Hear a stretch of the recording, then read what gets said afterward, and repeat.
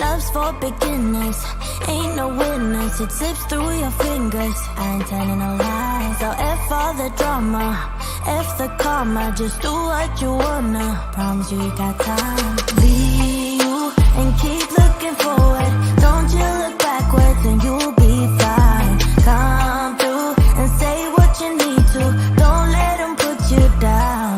Baby, let me tell you what it feels like. Being independent, no trouble inside. It's like magic, living like a bad bitch. 'Cause baby, you deserve the best in life. Let me tell you what it feels like.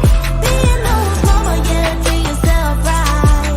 It's like magic, living like a bad bitch. 'Cause baby, you deserve the best in life. Come get your future.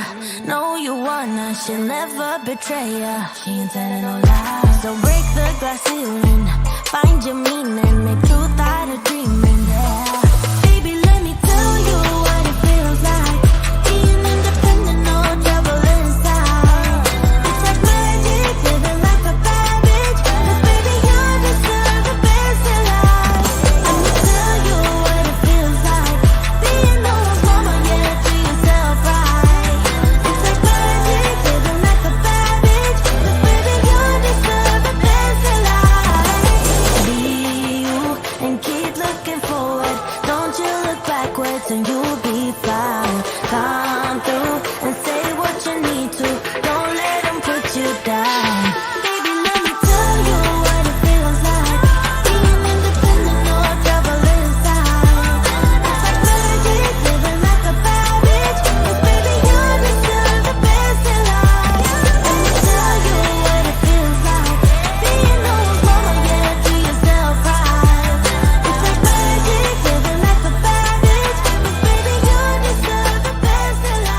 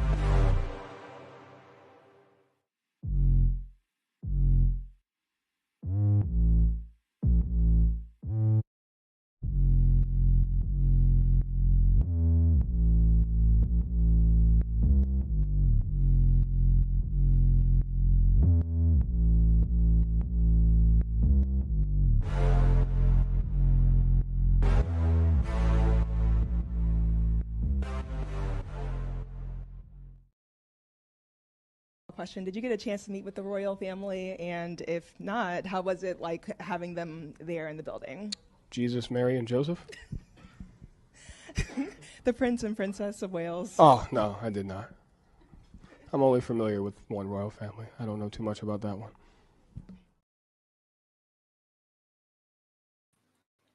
Hello, squaddies. Happy Monday. Hope we are all doing good. Hope we've all managed to see the interviews, or at least bits and pieces of them, going around on the interwebs. They've been posted around Twitter, Instagram, and there's clips all over YouTube. So I'm hoping you've seen them, or at least got the gist of what Harry is saying. And we will go over a couple of things that I forgot to mention in the Tom Bradby interview in yesterday's podcast, and also some of the things that were brought up in the 60 Minutes interview and also the Good Morning America interview.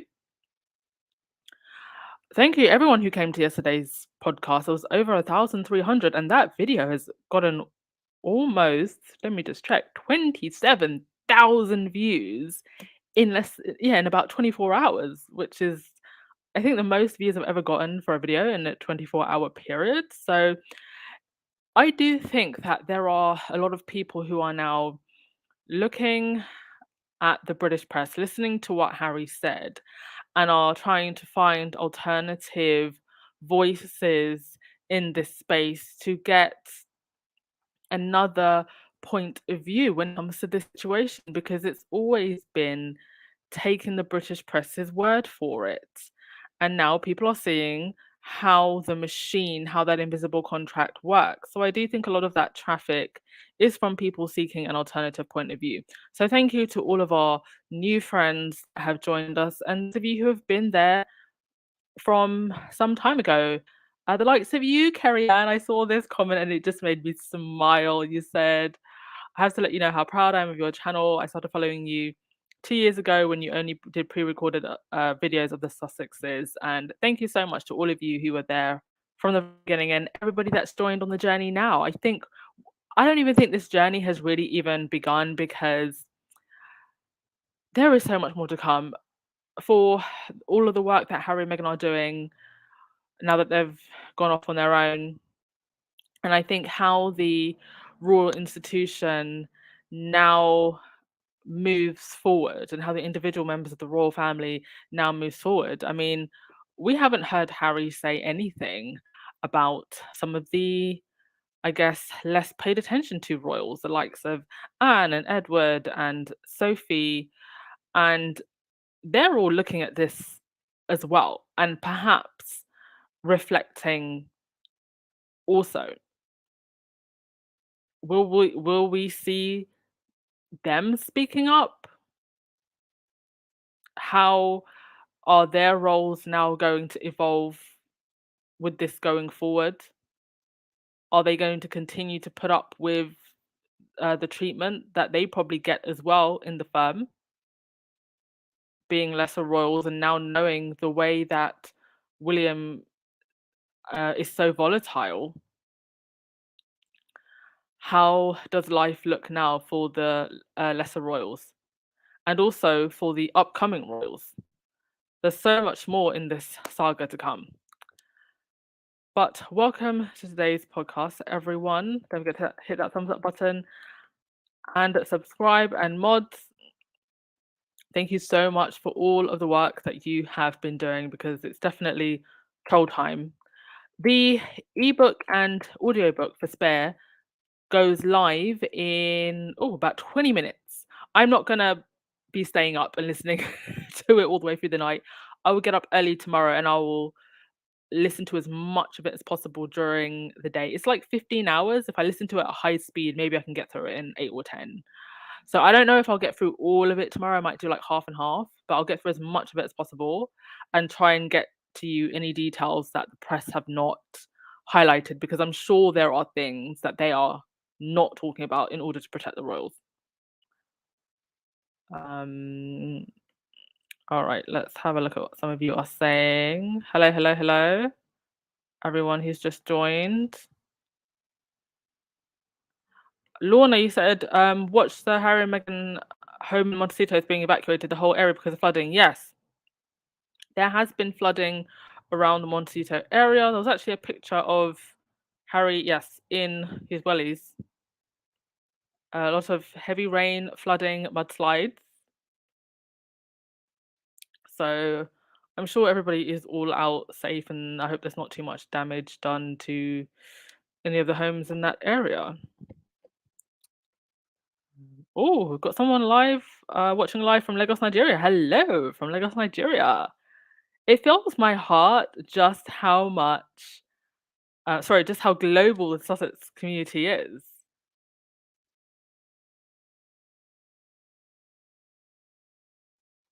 I love that some of you are trying to listen to both me and Baron at the same time.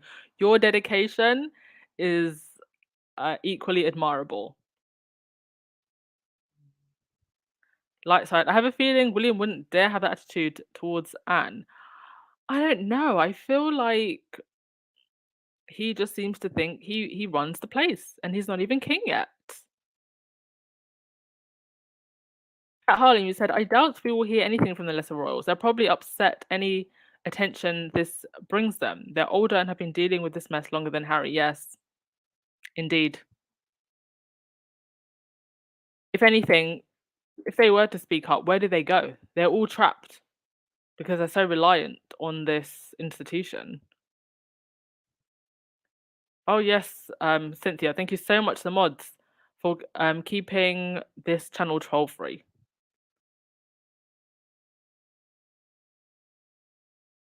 All right, let's get straight into it, shall we? Right, I'm gonna get onto some lesser stories, and then we'll talk about the main story, the 60-minute interview and the Good Morning America interview, as we always do. So, first things first, just congratulations to Harry, I have to say. Congratulations to you, sir. I know that there has been, we'll talk about this in a minute, some people don't necessarily agree with the way in which Harry phrased the whole issue of racism versus unconscious bias. And that's fair enough. We don't have to always agree with everything our faves say. I think we still have to understand that Harry, even if he is trying to change, he is still a son of the crown. He is still learning. He still has to tread somewhat carefully. And those of you who have read The Art of War can see that Harry is executing it very well. The differences between the Tom Bradby interview versus the 60-minute interview, I mean, it's day and night. I think one has to acknowledge that I think with the ITV Tom Bradby interview, he was speaking to the UK. He was not necessarily speaking to the world with that one. And the way in which I think he phrased things was very much for a UK audience. Whereas I think with the 60-minute interview and the Good Morning America interview, it was more so for a global audience. And he still has to be very diplomatic with his words. So, no, I don't agree with Harry when he says that the monarchy is about bringing people together. I don't agree with that at all. But he does have to be strategic in what he says. So I don't know whether or not he actually believes that.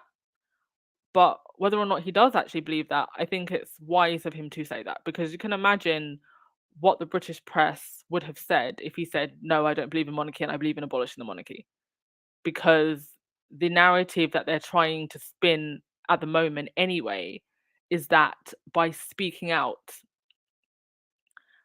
him and Meghan, who is behind this, she's all behind this, she's the one who's driving this, they're trying to abolish the monarchy, even though it's 2023 and quite frankly the monarchy should be abolished at this point. So I think it's just important to remember when Harry is speaking that he's still walking a very tightrope. Catherine, you said Harry his truth with his whole chest. Let the royals with their whole chest instead of hiding. Yeah, unlike the royals who are hiding behind the tabloids. Indeed.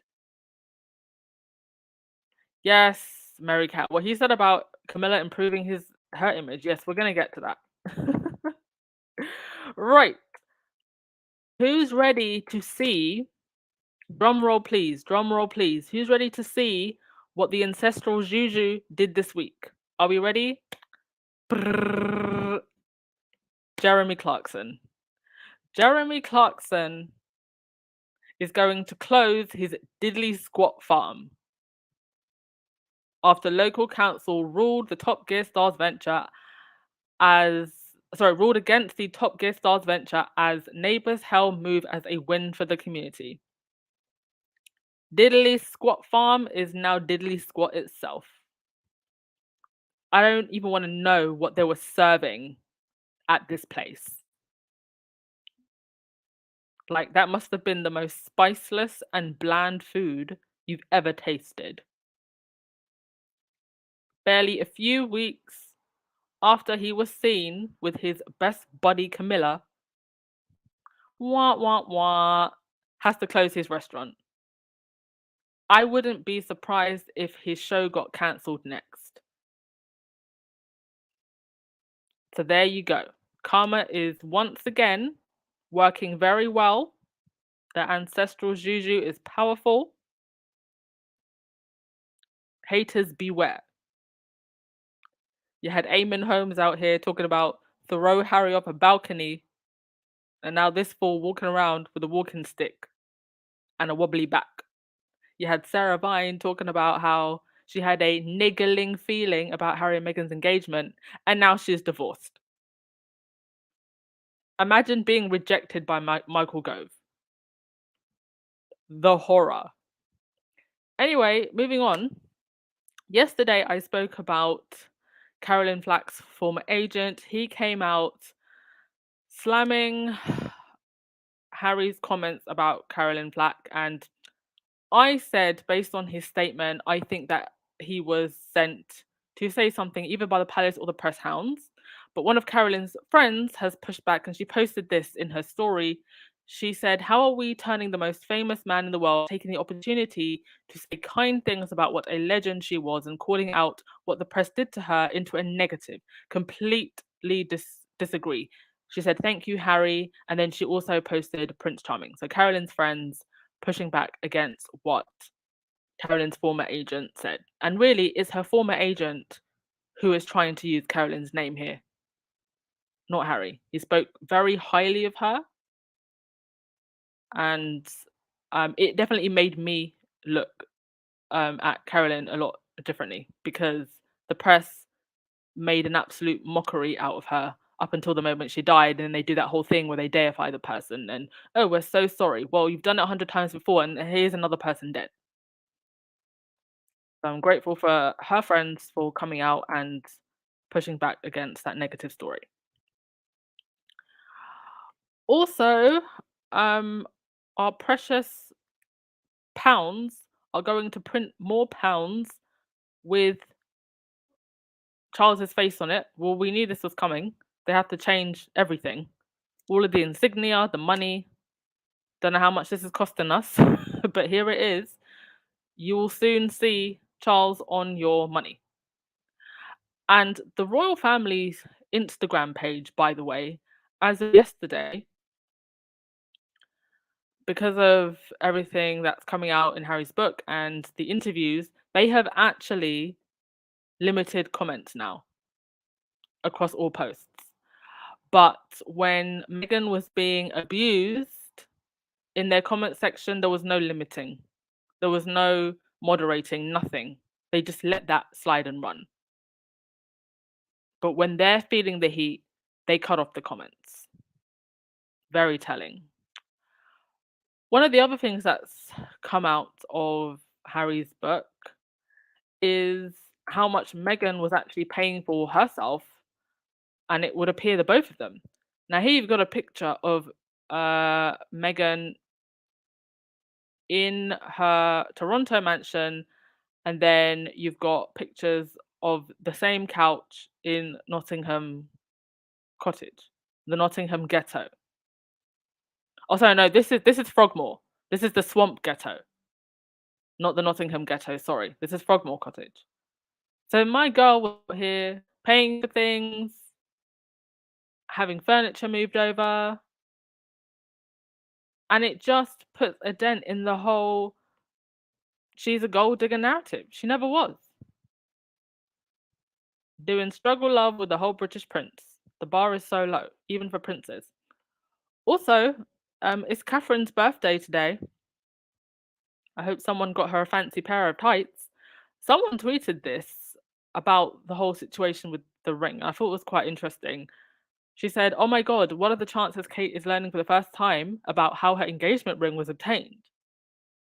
And I hadn't thought about that, because even Harry, the ring was taken from Harry, and he didn't even know about the engagement until we did, until everybody else did.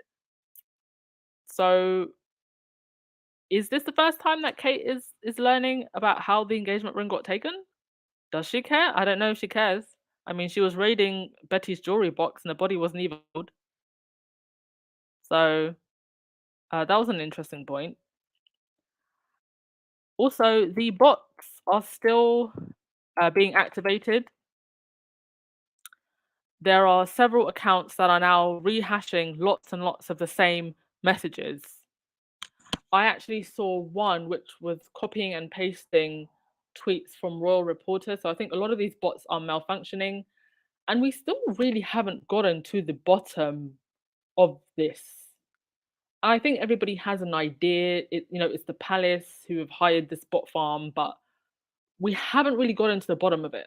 And I know that, Bot Sentinel and Christopher Boozy have done a lot of work with the trolls, but I would like for someone to push just a little bit further and actually find out where the source of this bot farm is.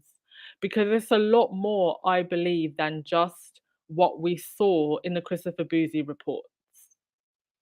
They said that there was a small amount of accounts pushing the majority of the hate, but it now seems like there is like a whole hive that's been hired, and they're reposting a lot of the same messages all over the place. And now some of the messages are actually positive. Not all of them are necessarily negative. So the ones that you've seen on the screen are actually very positive. But another thing that we're seeing is a lot of these accounts that look pro-Sussex, they will start by posting positive messages like these ones. I'm very moved by Harry's words so far. And then they will turn negative. So those of you who are on Twitter, do be very mindful of new accounts that don't really have a history of being pro-Sussex that are all of a sudden pro-Sussex.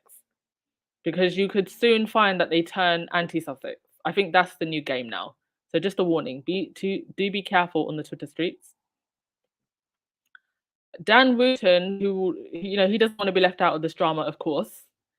He is now going to have a panel with Toilet Bowels, Nigel Fufu, Lady C, and Sarah Niggling Feeling Vine. I hope Sarah Niggling Feeling Vine on the show explains why it was that she walked into the Trump state dinner with Rose Hanbury. Can Dan Wooten please ask her that? I'd love to know. We'd all love to know what she was doing with our favorite Rose. Can he ask her that? If we're going to be talking about truth and personal vendettas,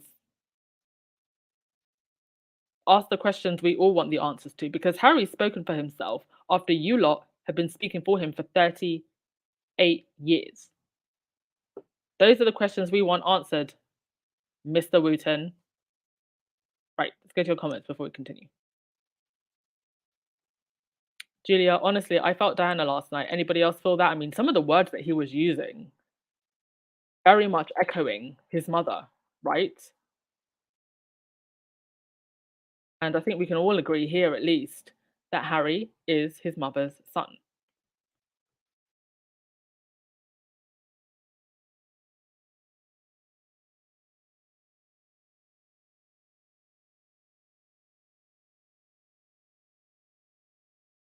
Jeremy needs to be removed from Amazon, yes. I laughed so much when I saw that. Like, really?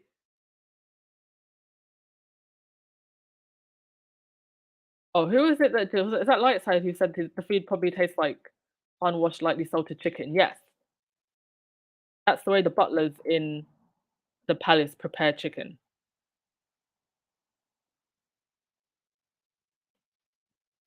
Oh, give me a second, folks. My computer is dragging a little bit for some reason.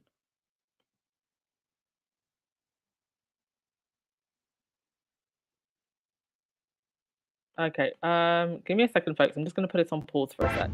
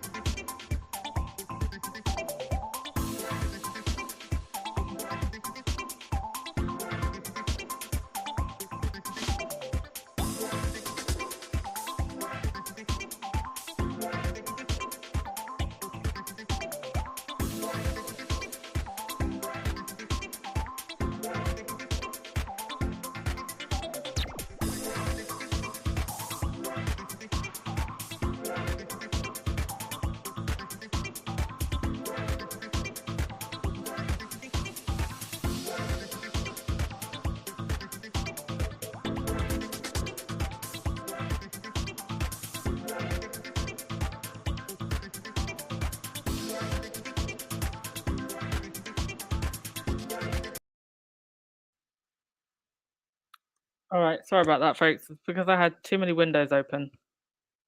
Hopefully that should be okay now. Yes, that's what he gets. That's what Jeremy Clarkson gets for being jealous. He was up at night working on his business plan instead of grinding his teeth thinking about Meghan. His restaurant might still be open.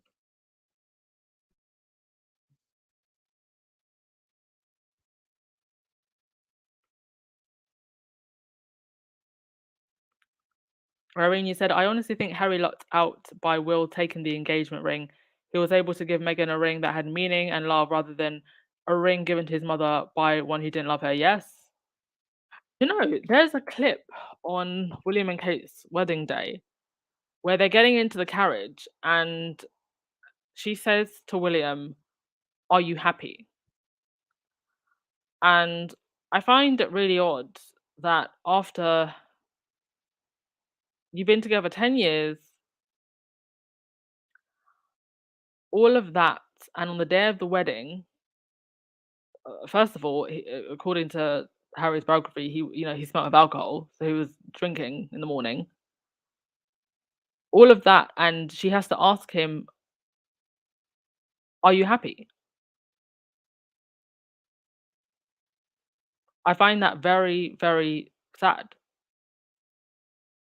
And there were so many girls that William dated, many of them aristos in those circles, and it seems like none of them wanted him in the end. Nobody wanted to date the future King of England. And I think little by little, we are starting to understand why. Kat, you said, and is it true William and Kate lived in Nottingham Cottage after they got married? The curse ring ended up on the right finger. I don't know about them living in Nottingham Cottage. I've never heard that. I don't really know where they were living, to be honest. Adaba, I don't understand why some journalists are upset at H because he exposed them, but they are okay when they are lying about Harry and Meghan. Exactly. They're upset because the gig is up. This morning on the morning talk shows, Roy Anika and Camilla Tominey, oh my goodness, it was a mess. Stuttering and stammering, not knowing what to say. They've been caught. Because, I mean, you had Roy Anika who was like, oh, well, this is how William feels. This is what I'm hearing that William is feeling. How do you know? You're literally proving Harry's point. And everything they say now, they're going to be exposed.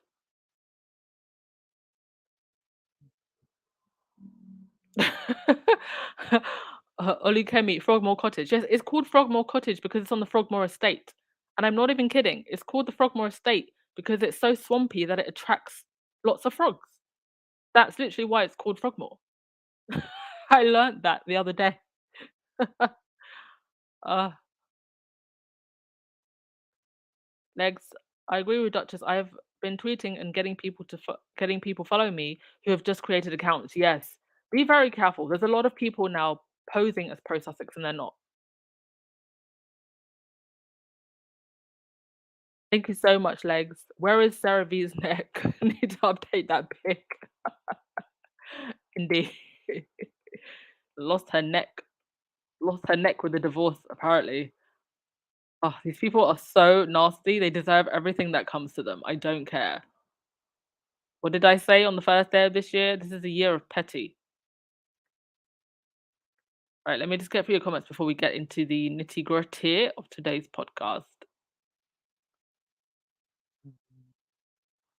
Oh, Lightside, thank you so much. When Harry mentioned how Camilla marrying his dad would complicate things because of her connections, I instantly thought of her lunch with Clarkson et al. Before that article. He was right, yes.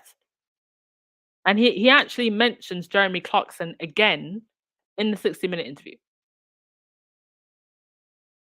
So I'm so glad that they managed to actually get that in two interviews where he talks about it.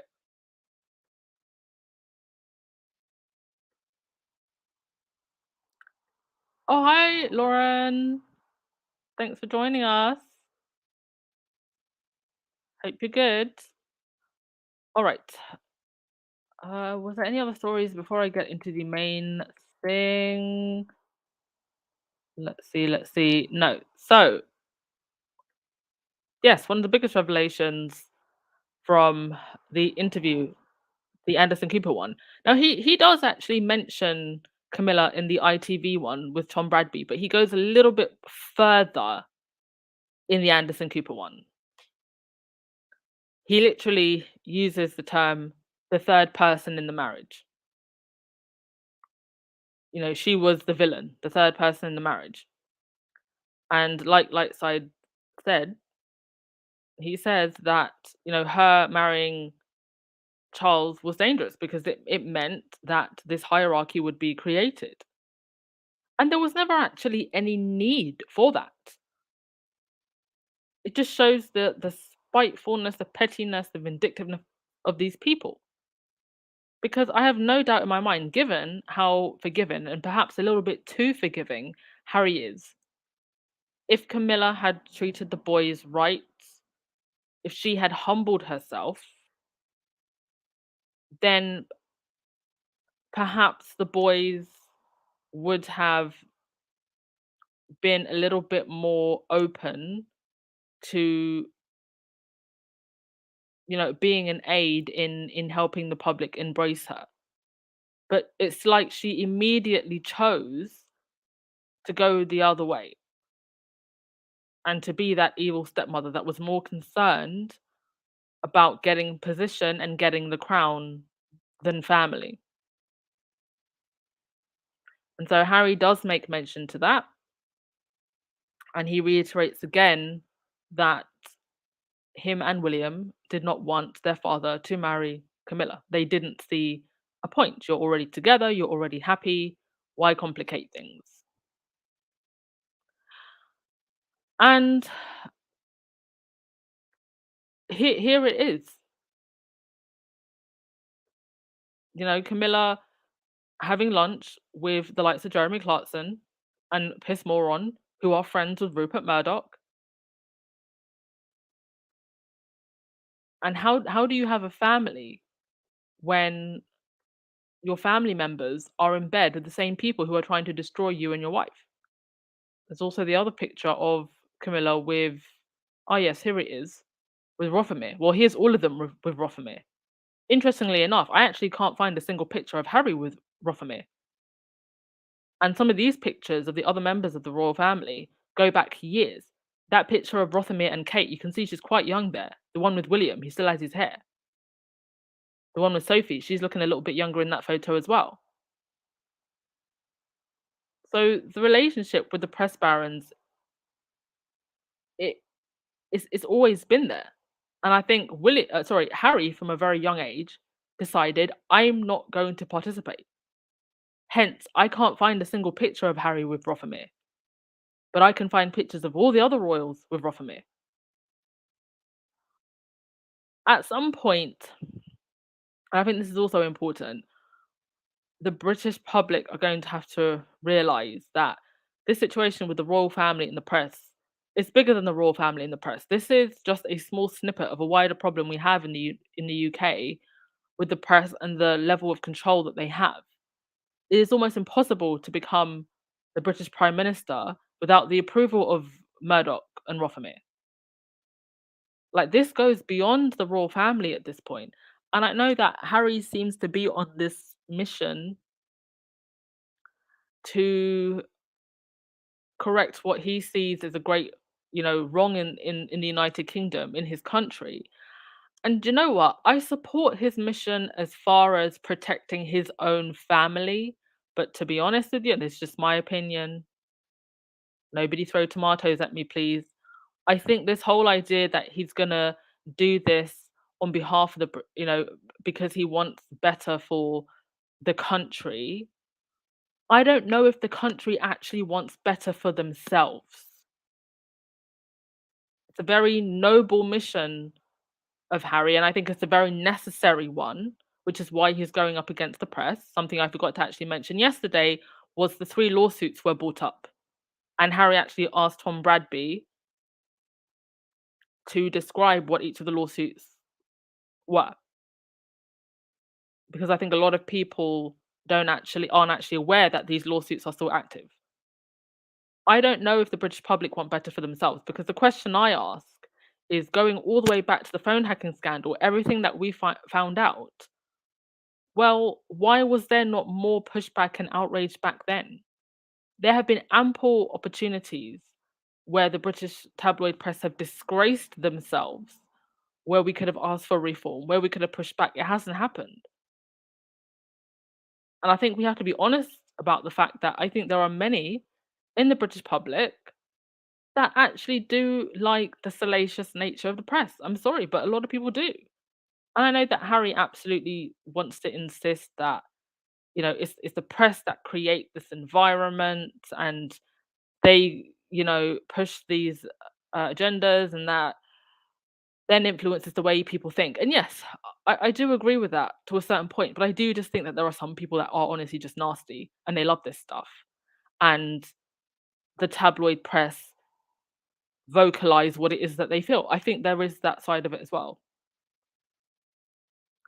So I don't know. I hope that Harry gets justice for his family, but I don't know, even if the tabloid press came crashing down, which I think needs to happen, if the country would be grateful for that. Because we do need some kind of press reform. We do need some kind of body that can actually put the press in check when they step out of line. This isn't about censoring the press. This is about accountability. And I think we have to be very clear about that. We're not trying to censor anyone. It's about accountability. You cannot go around bullying people, lying, being in bed with the establishment, when what you should be doing is being a source of information and truth. And the tabloid press, the Sun, the Daily Fail, the Daily Express, as it stands, is not a source of truth. It's actually a source of a lot of damage. Right, that's my professor essay about the British press over. Other revelations that came out. Oh, I wanted to mention this. So Harry mentioned that he had experimented with some psychedelic treatments that helped him.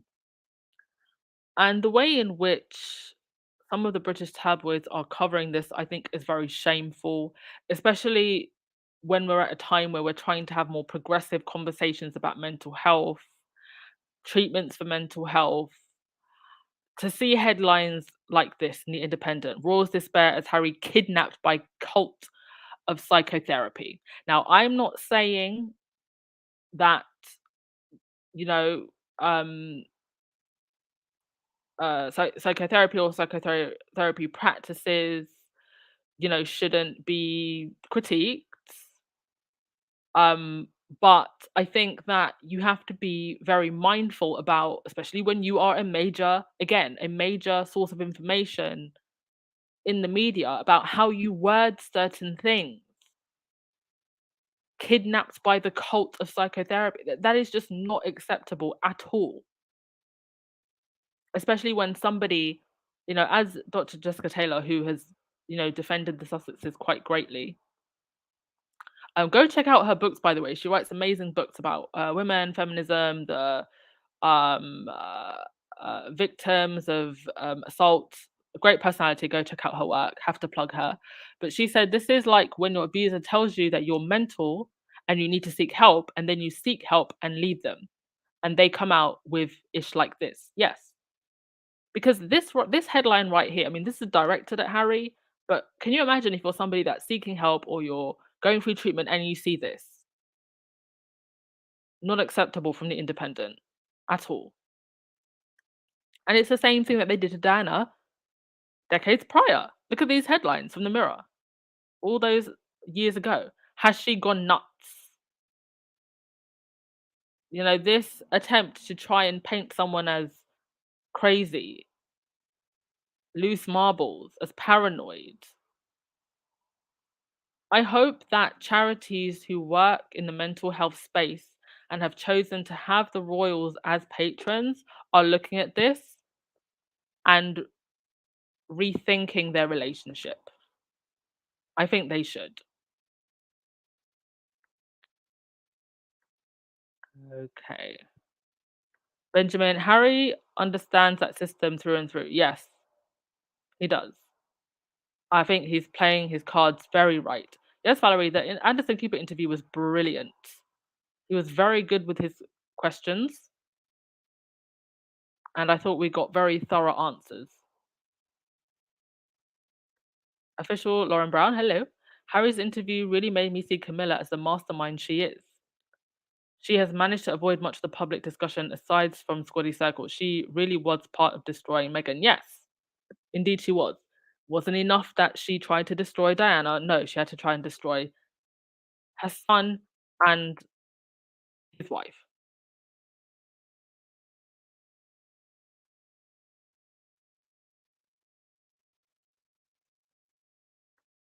Mad World, and I agree with you. The country have to want better for themselves. So far, I haven't seen it. There is some that's fighting for better, but not the majority. No, I don't think so.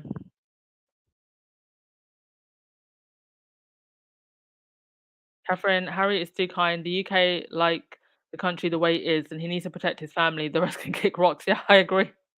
I agree with that completely. Valerie, that's true again. A lot of people love the scandals, hence divine intervention will settle. Yeah, I think it's going to have to come down to divine intervention. Marina is some form of radicalization. Yes, and he did use that term, didn't he? And he's right. Harry said it. People believe the nonsense they read in the tabloids and the media itself. Yes, all my days. Britain has to want better for itself. And clearly they don't want better for themselves. If you had people lining up 11 hours while their grandmothers are freezing like popsicles because they can't heat their houses, but you lined up for 11 hours to see a coffin, they don't want better. The bar is low and it seems like a lot of people like it there.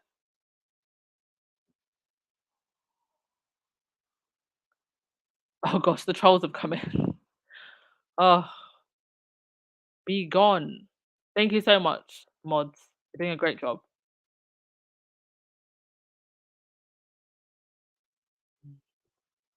Yo, Lewis, follow the poison trail and it leads back to Camilla. Well, one of the trails anyway. There's multiple. Yes, Rahini, fighting for better means that they have to change. All right. What else did I want to mention? Oh, yes. This. Thank you to Anne Boleyn who tweeted this. Carolyn Graham, yes, the same Carolyn Graham who befriended Thomas Markle, wrote this in her 2001 biography of Camilla. So Carolyn Graham, she was out in Mexico. Sorry, give me a sec.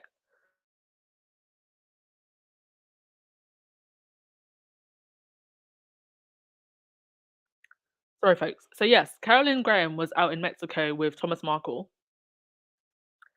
and she also writes for Daily Fail. And in her book, she wrote this regarding Camilla. Operation PB, as devised by Bolland and Lamport, was simple but brilliant. The ultimate goal was to make Charles more popular and Camilla more acceptable to the public, with the ultimate aim of getting the public to approve the couple's final goal, to marry. Through his role at the Press Complaints Commission, Bullard knew every major Fleet Street editor and was on good terms with most. He began to give regular briefings to the editors of Fleet Street's notoriously tough tabloids. One editor now admits it was the first time someone in Charles's camp had taken the initiative. Diana always knew the power of the press and would often call up favourite journalists like Richard Kay of the Mail himself. She knew how to spin her side of the story, but Buckingham Palace had always resisted that approach. The Queen's advisors might talk to the Telegraph or the Times, but that was about as far as they would sink. What made Bolland unique and very clever was that he became friends with the editors of The Sun and The Mirror. He regularly befriended middle market editors of The Mail and The Mail on Sunday. He understood where the true power lay and who was really setting the agenda. And he favoured those editors who carried weight in terms of circulation and reaching the most amount of people. Mark Bolland is brilliant.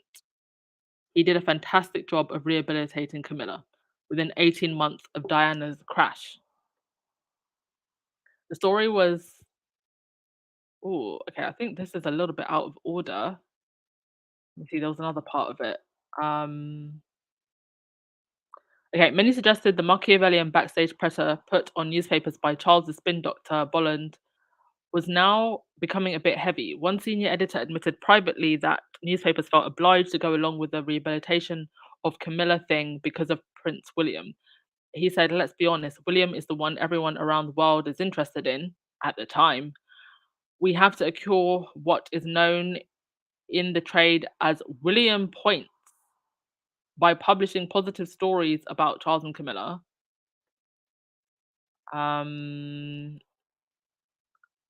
So William has just started college. Everyone knows there will be a girlfriend, a great photo opportunity. So they're even referring to his girlfriend as a photo opportunity, not a person. The death of Diana severely restricted what the press could do. There is no way the public will tolerate any intrusion into William's personal life. So we've reached this uneasy quid pro quo with the palace. We support the pro Camilla campaign, and in return, if we're good, we get William points back in return. It is an arrangement which suits both sides. And there you have it. Written by someone in the inner circle.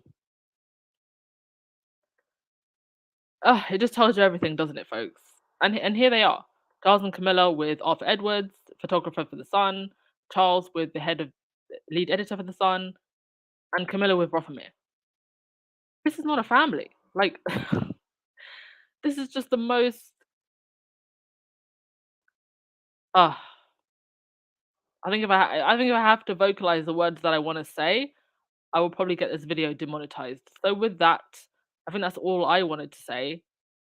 I'll just go to your comments and then we will call it a day. Thank you so much, everyone, as always. I believe the audiobook has actually, it must have gone on sale like 20 minutes ago now. So I will wake up first thing in the morning tomorrow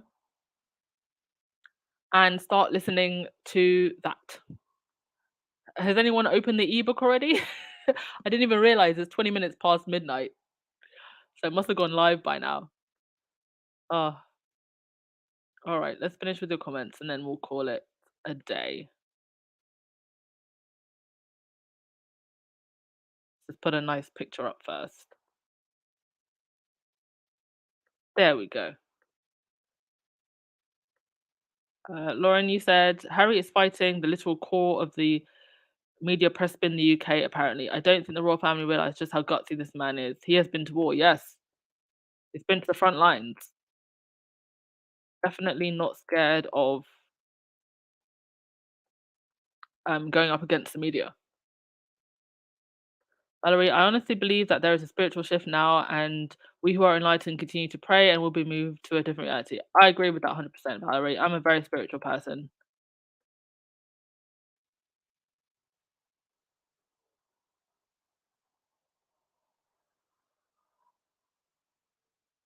Sharon, you said, does anyone know what time the interview is coming on ABC? Do you know what? You'll probably be able to see clips of it on YouTube straight after. Or just check on the social media timelines. You'll be able to see it, folks.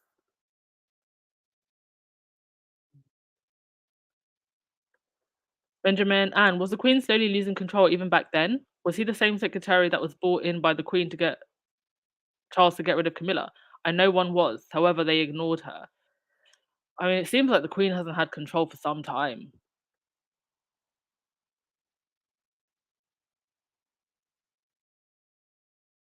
Oh, Gallows, you're in chapter 30 already. Wow.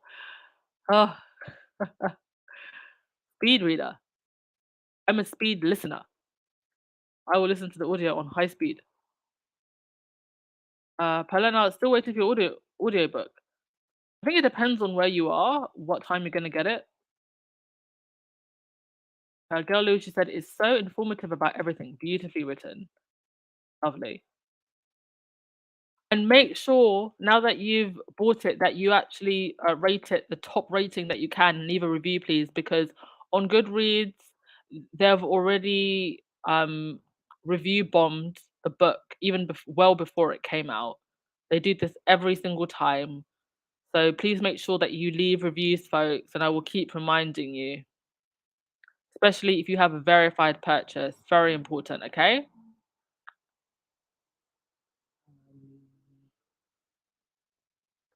Right, who's going to get the last word of the day? Thank you as always for coming, folks. Appreciate you all. And yes, I will have a short call in tomorrow. Well, tomorrow is today because it's 20 minutes past midnight. I'll have a short call in. I'll just take a couple of calls for those of you that want to vocalize what you've read in the book and how you're feeling this week. And then we'll have a slightly longer call in on Wednesday and then our usual long call in on Friday. All right.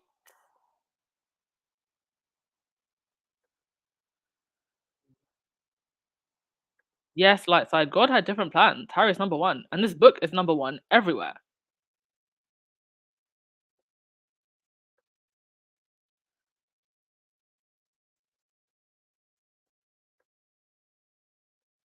Carol, no book for you yet. Patience, my dear, is coming.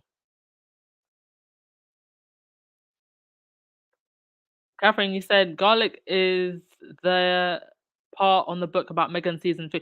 I saw something going around about Harry liking Megan season food, or he'd never tasted such spicy food, or something, something like that. Can't wait to read it all.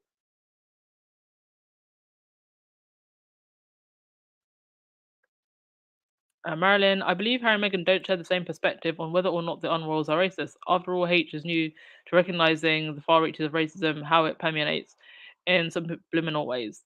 Maybe, but I do also think when it came to what he said in the ITV interview, he was speaking for a UK audience. I do think there's that part of it as well. All right, Rahini, I'm going to give you the last word of the day. Sleep tight, squad, indeed. Don't worry, it will all be all right, and love will win. See you all tomorrow. Ciao. Love's for beginners, ain't no winners. It slips through your fingers. I ain't telling no lies. So F all the drama, F the karma. Just do what you wanna. Promise you got time. Be you and keep looking forward. Don't you look backwards and you'll be fine. Come through and say what you need to. Don't let them put you down. Baby, let me tell you what it feels like. Being independent, no trouble inside. It's like magic, living like a bad bitch. 'Cause baby, you deserve the best in life. Let me tell you what it feels like. Being whose mama, yeah, treat yourself right. It's like magic, living like a bad bitch. 'Cause baby, you deserve the best in life. Come get your future. Know you wanna, she'll never betray ya. She ain't telling no lies. So break the glass ceiling. Find your meaning, make truth out of dreaming, yeah. Baby, let me tell you what it feels like. Being independent, no trouble inside. It's like magic, living like a bad bitch. 'Cause baby, you deserve the best in life. Let me tell you what it feels like. Being no one's mama, yeah, treat yourself right. It's like magic, living like a bad bitch. 'Cause baby, you deserve the best in life. Be you and keep looking forward. Don't you look backwards and you'll be fine. Come through and say what you need to. Don't let them put you down. Baby, let me tell you what it feels like. Being independent, no trouble inside. It's like magic, living like a bad bitch. 'Cause baby, you deserve the best in life. Let me tell you what it feels like. Being no one's mama, yeah, treat yourself right. It's like magic, living like a bad bitch. 'Cause baby, you deserve the best in life.